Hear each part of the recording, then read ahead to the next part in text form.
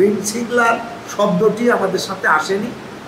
এটা green signal আপনারা কোথায় পেয়েছেন, কে দিয়েছে আমি জানি না।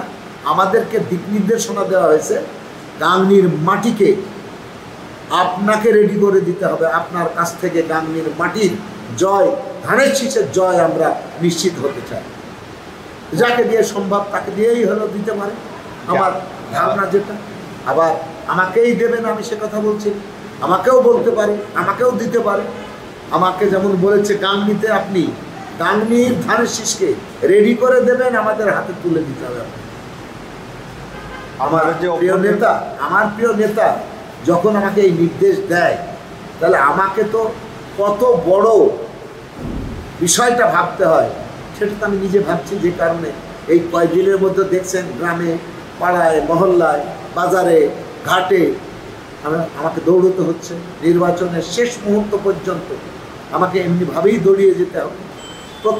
বিরাট বড় দল বিএনপি। RICL TMX, যুগের পর যুগ স্থাপনা থাকে মজবুত। অনেকের মনোনয়নের প্রত্যাশা থাকতেই পারে, আর একজনের থাকতে পারে, আমার থাকতে পারে, আর একজনেরও থাকতে পারে, কিন্তু সেটা বড় বিষয় নয়। আমাদের যারই মনোনয়নের প্রত্যাশা থাক, আমি তাদের প্রতি উদাত্ত আহ্বান রাখতে চাই।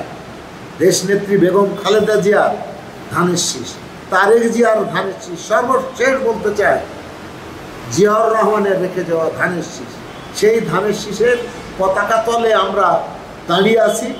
সেই 98 সালে দল গঠন হওয়ার পর থেকে অদ্যাবধি আমরা তার সাথেই আছি, সামনের সময় তার সাথেই থাকবো। মনোনয়ন যাকে দেবে সবাই আমরা একসাথে এক কণ্ঠে, যেমন আমি আজকে যারা কমিটির নেতৃবৃন্দ দায়িত্ব পেয়েছেন আমি তাদের সাথে কথা বলেছি, আমরা একসাথে পথ চলতে চাই, ধানের শীষের কথা বলতে চাই একসাথে।